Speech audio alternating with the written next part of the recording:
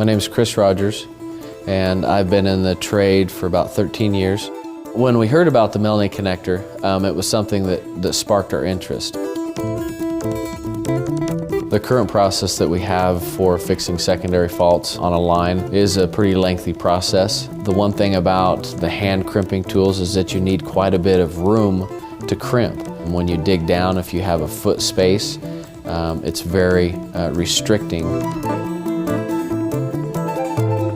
Once we have the tools prepared, once we've stripped the conductors back, find the fault, then actually getting the right size of crimps for the wire itself is always a big concern in the field. It takes quite a bit of time. When we did the test on the Melni connector versus the older process, the crimp splice, we did them side by side, and I did a crimp splice to begin with. And then the first time we used the Melni connector, I was shown kind of the process beforehand, and it was extremely easier.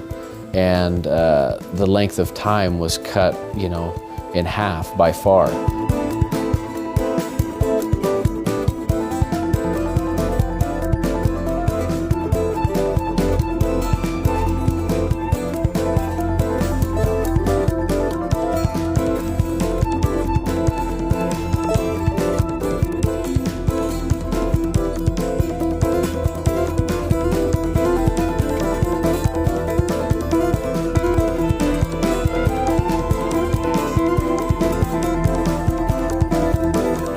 Ten to 1, I would use a Melni connector over a crimp splice any day. It is incredibly simple.